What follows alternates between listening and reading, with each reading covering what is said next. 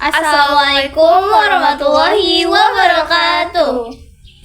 Hey everyone, welcome to our chemistry learning video today. Before we start, let us introduce ourselves. I'm Hafifah. And I'm Nurliyah. We are students from chemistry education at Universitas Samudra.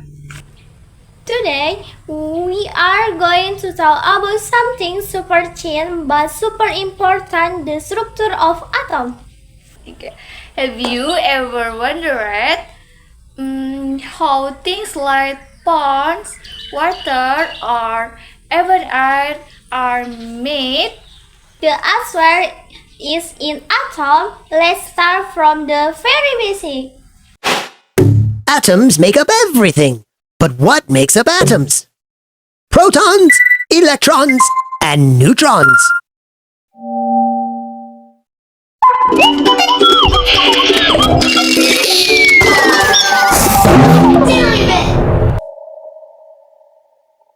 There are 118 different kinds of atoms, which are each the smallest part of an element. If we observe elements like gold, carbon, and oxygen, we can see that they have very different properties that don't look or act the same. But why are they so different? Well, it comes down to what's inside their atoms. As you can see here, atoms are types of tiny particles called protons, electrons, and neutrons. And each of these tiny particles does something special. For example, it's the number of protons inside an atom that makes each element different. If we look at the periodic table, the first element, hydrogen, has 1 proton. The second element, helium, has 2 protons. And the third element, lithium, has 3 protons. This goes on all the way up to the 118th element, oganesson, which has, that's right, 118 protons in its nucleus.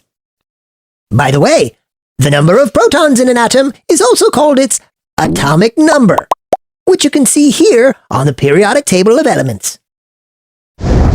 Now, electrons are much smaller than protons, and they zip around protons at lightning speed, making up something called an electron cloud around the atom. Electrons do this because they have a negative electrical charge, which always pulls towards the proton's positive electrical charge. This pull between the positive protons and the negative electrons is called the electric force, and it's always there. So whenever a free electron gets close enough to a lonely proton, zap, they'll become part of the same atom. That's why all the elements have the same number of electrons and protons. So why do atoms need neutrons? Well, without neutrons, the electric force will cause the positively charged protons to push each other out of the atom.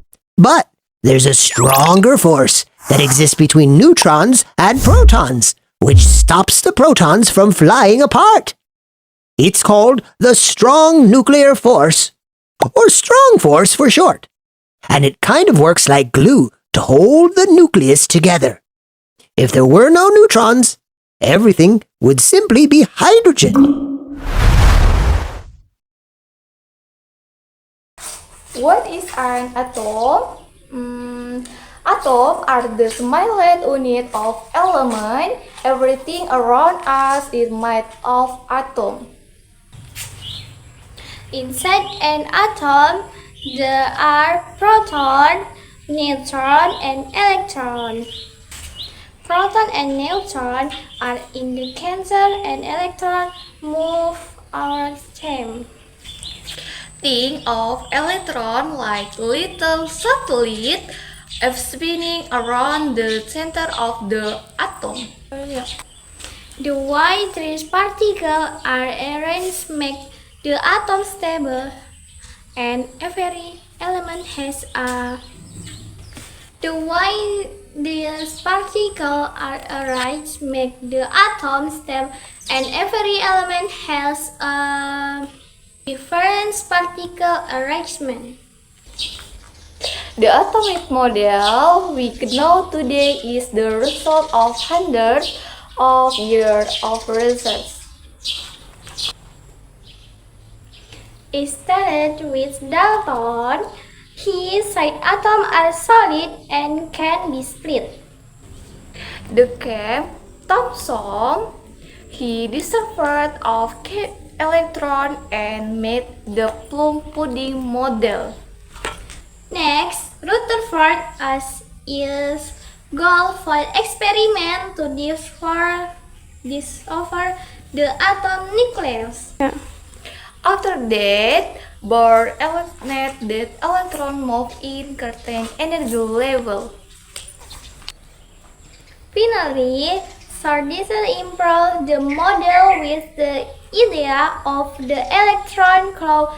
Now we know electrons don't spin in physics fast but have chances of being in certain areas.